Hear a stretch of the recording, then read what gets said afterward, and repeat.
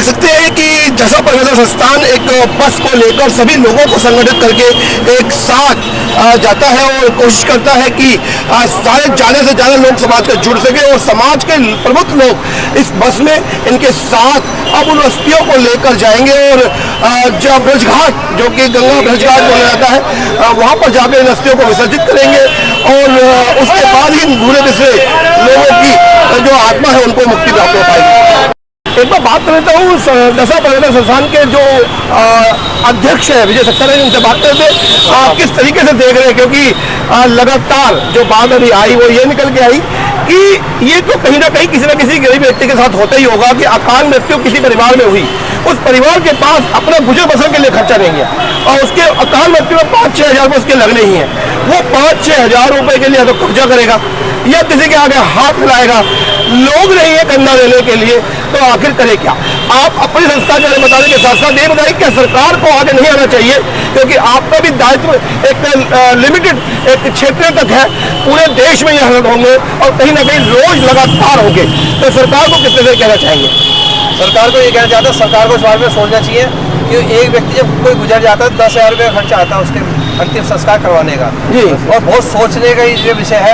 एक गरीब आदमी के दाल रोटी खाने के लिए तो पैसे है नहीं, वो 10,000 8,000 रुपये कहाँ से खर्च करेगा? वो भी अचानक हाँ, किसी को नहीं पता रहता कब किसके घर में दुख आ जाए जी। तो इस बारे में सरकार को सोचना चाहिए, मगर हमारे जैसे समाज सेवा संगठन जो बने हुए हैं वो इस कार्य को कर रहे हैं, तो बड़ी खुशी मिलती है कि हमारे यहाँ संगठन बहुत सारे लगे हुए हैं दिल्ली के अंदर, पूरे NCR में और पूरे इंडिया में। तो अब जहाँ साल में हम अस्थियाँ लेकर जाते हैं और हम सोचने का विषय ये है, लोग वहाँ अस्थियाँ तो लेकर जाते हैं मगर उनको बढ़ा चढ़ा के बताते हैं।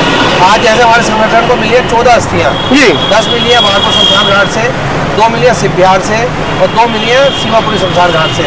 और लोग वहाँ इन्हीं अस्थियों को बताते हैं हम 100 ले गए, 500 ले गए, 1000 ले गए। हमें ये नहीं समझ में आता, यमुना पार के और NCR के हम शमशान घाटों में जाते हैं, हमें कुल मिली है 14 अस्थियाँ, तो वो ले कहते हैं हज़ारों अस्थियाँ लेके आते हैं। बहुत सोचने का विषय है कि मृतक पे तो छोड़ दो इंसान, कि क्यों झूठ बोल रहे हो अपने संगठन के नाम के लिए आपको। अच्छा, मैं आपसे एक बात और पूछना चाहता हूँ, जैसे जो अस्थियाँ आप लेकर जाते हैं इनका कोई डाटा मेंटेन करते हैं, क्योंकि है तो ये लवारिस, तो किस तरीके से, क्योंकि कहीं ना कहीं पुलिस की जो कोई बॉडी है वो जुड़ी हुई होगी, कहीं ना कहीं कुछ लोग ऐसे होंगे जो क्योंकि आने टाइम में एक लीगल बड़ी दिक्कत हो सकती है कि कोई अनजान की कोई मर्डर हो गया, कहीं से मिल गई, उसके बाद आपने उसका अंतिम संस्कार कर दिया, तो कहीं ना कहीं इंक्वायरी भी आती होगी, तो एक बड़ा डर भी लग जाता होगा कि कहीं ऐसा कोई केस सामने ना आ जाए जिसमें हमारे साथ ही दिक्कत खड़ी हो जाए। तो कभी आया हो या आने का डर रहा हो मन में? नहीं, आज तक तो हमारे साथ कोई ऐसी हादसा नहीं हुआ है, ना कोई बात हुई है। जो शमशान घाट के पंडित जी होते हैं जी, उनके पास सब मेंटेन रहता है, तो वो हमें बताते हैं कि ये अस्थियाँ हमारे पास रखी है, जो जवाबदेही है वो शमशान घाट वालों की है। अगर कोई ऐसी बात आती है जी, तो हमारा संगठन पूरा खड़ा हुआ है, पूरी फाइट करेगा, कहीं भी कोई दिक्कत नहीं। मतलब आपको इस बात का डर नहीं है कि कोई सरकारी कोई मुकदमा उठकर एक भूत बनकर हमारे सामने आ जाएगा, तो उसका हम कैसे फाइट करेंगे? नहीं, हमें कोई दिक्कत नहीं है। अगर कोई इस तरह का आता है, कोई हमें फाइट करनी पड़ेगी कोर्ट में जाके, हम फाइट करेंगे। हम सेवा के लिए बने हैं, भोले शंकर ने हमें शक्ति दी है कि आप सेवा करो, भोले शंकर हमारे सबके साथ है, तो हमें ये खुशी मिलती है भोले शंकर का हमें आशीर्वाद है पूरे संगठन को। बहुत बढ़िया। और भी लोग हैं, प्रमुख लोग हैं समाज के जो जुड़े रहते हैं लगातार। संदीप जी, एक बात जो अभी भी सामने आई, संदीप जी अभी भी एक बात सामने आई, क्योंकि बड़ा ही एक तो मार्मिक क्षण है, क्योंकि जिस परिवार में जो व्यक्ति चला गया उसका वो दुख तो है ही, साथ में ये दुख एक बड़ा दुख है कि उसके पास उसके अंतिम संस्कार का खर्चा नहीं है। तो पहली बात तो संगठन के बारे में बताएंगे, उसके बाद आगे बात करेंगे। हमारी दशा परिवर्तन समाज सेवा संगठन 10 वर्षों से ऐसा ही लोगों क्रियाक्रम करते आ रहे हैं, और हर साल की भांति हम जो ऐसा अस्थियाँ हैं, लवारिस अस्थियाँ, उन्हें लेके ब्रजघाट जाते हैं, वहाँ संस्कार करते हैं, पंडित भोज कराते हैं, खवन रखते हैं। फिर उसके बाद साल में एक शांति यज्ञ रखते हैं, जो काफ़ी बुरा वक्त करके कि उनकी आत्मा को शांति मिले, मृत आत्मा होगी।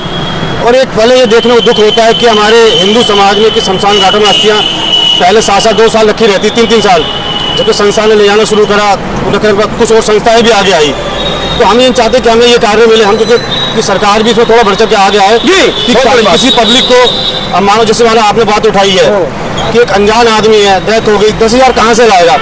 फिर ब्रजघाट जाना, उसकी अस्थियां विसर्जन करना, मतलब 20,000 के लगभग, 3,000 की सैलरी है, 5,000। हमारे हिंदू समाज में बहुत सारे और भी प्रथाएं हैं कि उसके बाद उसकी तैयारी भी करनी है, ब्रह्मभोज भी करना है, तो बहुत सारी चीजें हैं। तो एक आम आदमी के लिए बड़ा एक तरह से इस तरह का कार्यक्रम बनाना बड़ी मुश्किल हो जाती है साहब। अब हम जाते हैं, ब्रह्मभोज भी कराते हैं, फिर शांति अगर एक उनके वार्षिक सारा सब प्रयोग करते हैं। पर यह है कि एक सरकार को आगे बढ़ के एक तत्व के लिए सरकार सोच रही है, उनको सब कुछ फैसिलिटी दे रही है। एक हमारा हिंदू समाज है जिसे अनदेखा करा गया है, उसके साथ कोई भी सरकार सोचने को खड़े होने को तैयार नहीं, बस क्योंकि हिंदू समाज एक संगठन हो नहीं पाता, ये है।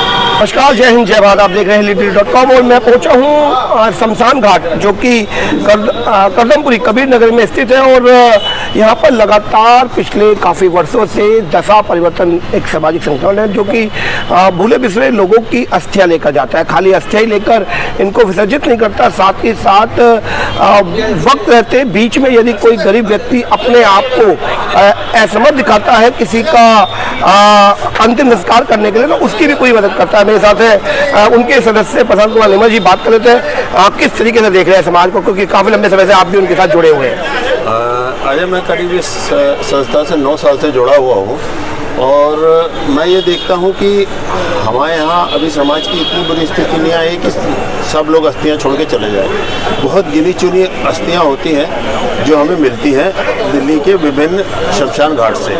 इस बार भी सिर्फ 14 अस्थियाँ मिली हैं, जिन्हें हम प्रॉपर विधि विधान से ब्रजघाट ले जाके और पंडितों का भोजन वगैरह करा के और इनकी मुक्ति के लिए जो भी सारा प्रावधान है उसको हम करते हैं। तो मैं ये देखता हूँ कि समाज में कहीं ना कहीं अभी भी जो बाहर से लोग आते हैं उनकी कई बार इतनी स्थिति खराब होती है कि वो अपने जो उनका अपना गुजर गया है उसकी अंतिम संस्कार के लिए भी पैसे नहीं होते। तो ये स्थिति जो है बड़ी दुखदाई है कि हम अंतिम संस्कार के लिए भी पैसे नहीं कर पा रहा कोई। इसके लिए सरकार को जरूर सोचना चाहिए, यदि किसी के पास पैसा नहीं है तो उसका अंतिम संस्कार चाहे मुफ्त। अच्छा, अधिकतर देखा गया, जैसे अपने सरकार की बात करी है, तो क्या लगता है कि सरकार का कोई ऐसा नियम या ऐसा कोई हमारे पास आना चाहिए संविधान की, कोई व्यक्ति यदि असमर्थता दिखाता है तो उसका अंतिम संस्कार कम से कम सरकारी खर्चे से हो जाए? हाँ, उसका अंतिम संस्कार मैं चाहता हूँ फ्री हो, सरकार करे, समाज आ गया है, उसका अंतिम संस्कार जरूर होना चाहिए। कोई आदमी ऐसा असहाय ना रह जाए कि वो अपने मृतक की किसी के अपने रिश्तेदार की ये भी एक अचानक होता है, कई बार अकाल मृत्यु हो गई तो उसके पास जेब में पैसे ही नहीं है, तो वो क्या करेगा? और तो कहीं ना कहीं कर्ज लेना पड़ेगा। गरीब आदमी है, क्योंकि अगर किसी का अंतिम संस्कार करना है तो उसको 4-5 हज़ार रुपए की जरूरत तो हम चाहिए, और यदि उतना पैसा नहीं है तो ऐसा ना हो कि बेचारे का अंतिम संस्कार भी बेचारा करने के लिए रोता बैठा रहे, ऐसा नहीं होना चाहिए। इसके लिए चाहे कुछ ना कुछ समाज आ गया है, संस्कार है, हम लोग को जब भी पता चलता है मैं बोलता हूँ तुरंत खर्चा दे दो, कोई दिक्कत नहीं है। बहुत बढ़िया, बहुत